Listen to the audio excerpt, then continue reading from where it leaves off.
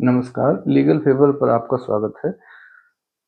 अगर 13-14 साल के बच्चों को उनकी किताब में यह पढ़ाया जाए कि न्यायपालिका में भ्रष्टाचार है, तो उनके मन में कैसी छवि बनेगी न्यायपालिका के बारे में? क्या वो बड़े होकर ये मान लेंगे कि अदालत में इंसाफ मिलना मुश्किल ही है या असंभव है, या फिर एक ज़रूरी सच जिसे छिपाया नहीं जाना चाहिए?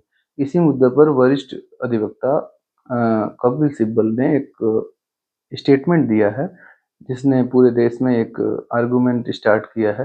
आइए हम इस वीडियो में समझने की कोशिश करते हैं कि ये पूरा विवाद है क्या, और कपिल सिब्बल ने इसको सेंट्रलाइज या पर्पस इंटेंशनल निशाना क्यों बताया है।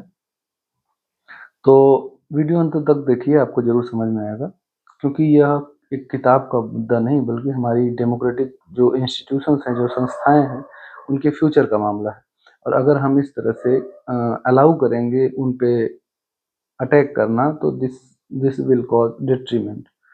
तो पूरा मामला क्या है कि हाल ही में आपको पता होगा कि एनसीईआरटी की कक्षा 8 की किताब में न्यायपालिका में भ्रष्टाचार जैसी एक चैप्टर को इंट्रोड्यूस किया जाता है। इस पर सुप्रीम कोर्ट ने सुओ मोटू कॉग्निजेंस लेते हुए कहा कि यह न्यायपालिका को पूरी तरह से डिस्ट्रॉय करने, कमजोर करने और बदनाम करने का प्रयास है। अदालत ने सभी पुस्तकों की हार्ड कॉपीज को जब्त करने और सॉफ्ट कॉपीज को भी वेबसाइट से हटाने का आदेश दिया है। कपिल सिब्बल ने यह टिप्पणी जस्टिस अनप्लग्ड 2026 में एक द हिंदू के द्वारा एक प्रोग्राम था, उसमें कहा। उसमें ये टिप्पणी की है कि हाँ, ये सच है कि हर संस्था में कुछ खराब लोग होते हैं। न्यायपालिका में भी भ्रष्टाचार के मामले हो रहे हैं, लेकिन सवाल ये है कि क्या न्यायपालिका को ही पढ़ाया जाना चाहिए? क्या अगर हमें समाज में भ्रष्टाचार को पढ़ाना ही है, तो हम फिर राजनीतिक व्यवस्था, जांच एजेंसियां, सीबीआई, ईडी, नौकरशाही, आप सबको पता है, सबका जिक्र होना चाहिए। लेकिन न्यायपालिका को सिर्फ अलग से दिखाना, वो भी 13-14 साल के बच्चे के सामने, तो ये एक स्पेशल आपका इंटेंशन दिखाता है कि वो बच्चे बड़े होकर समाज के एक अभिन्न हिस्सा हैं, और वो जुडिशरी के बारे में क्या सोचने लग जाएंगे कि जुडिशरी पूरी तरह से भ्रष्ट है। और ये कहीं न कहीं जुडिशरी को कमजोर करेगा।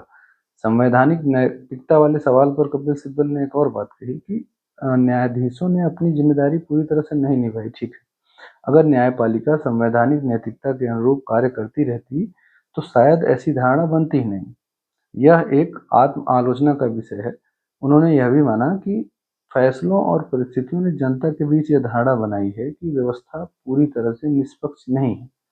लेकिन इस धारणा को स्कूल की किताब में डालकर और मजबूत करना ये सही रास्ता नहीं है, क्योंकि ये जुडिशरी को कमजोर करेगा। जो क्योंकि फेथ, जुडिशरी का मेन पॉइंट है फेथ।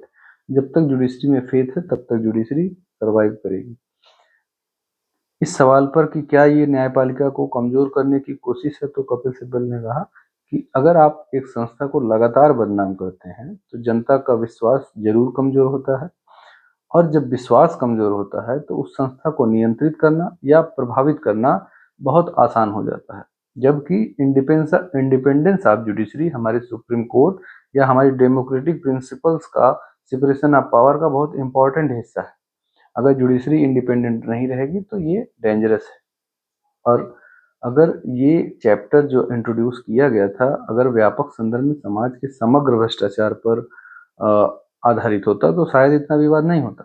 लेकिन ये एक स्पेसिफिक जुडिशरी के बारे में था, तो this was the problem. Supreme court का भी आपको डिसीजन पता ही होगा कि सुप्रीम कोर्ट ने सारी कॉपियों को जब्त करने का आदेश दिया है, वेबसाइट से भी हटाने को कहा है। और जब कपिल सिब्बल से पूछा गया कि ये आदेश बहुत कठोर मालूम पड़ता है, तो कपिल सिब्बल ने कहा कि नहीं, यह बिल्कुल सही और जरूरी कदम था। क्योंकि सबसे बड़ा प्रश्न यह है कि क्या बच्चों को संस्थाओं की कमियों के बारे में बताना गलत है, या फिर संतुलित तरीके से बताना चाहिए? क्या पारदर्शिता और संस्थाओं की गरिमा के बीच में कोई संतुलन संभव है? तो अगर आपको बच्चों को पढ़ाना है, तो आप एक ऐसा चैप्टर इंट्रोड्यूस करते जिसमें भ्रष्टाचार, सारी ही तरह के भ्रष्टाचार को बताते, तो फिर वो अलग मामला हो जाता। फाइनली हम लोग कह सकते हैं कि इन सारी चीज़ों को इवेलुएट करने के बाद कि लोकतंत्र में न्यायपालिका जो है, इंडिपेंडेंस ऑफ जुडिशरी बहुत ज़रूरी है, क्योंकि आपने एक कोट सुना होगा कि न्याय होने से ज़्यादा होता हुआ दिखना ज़रूरी है। इसलिए क्योंकि लोगों के मन में एक भरोसा हो।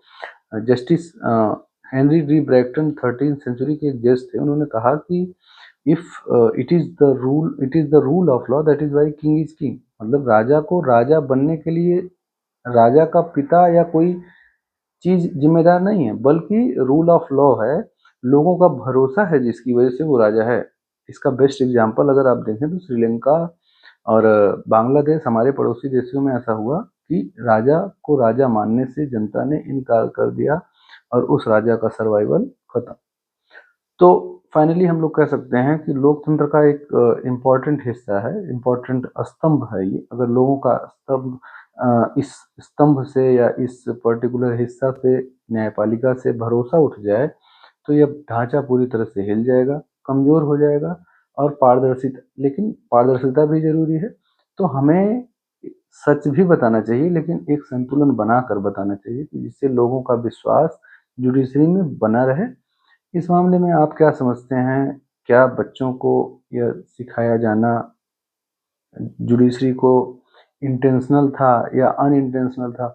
आप क्या समझते हैं? आप जरूर अपना राय कमेंट बॉक्स में दीजिए। और साथ में इस वीडियो को अगर आपको समझ आया हो तो आप लाइक कीजिए, शेयर कीजिए और सब्सक्राइब जरूर कीजिए। Thank you.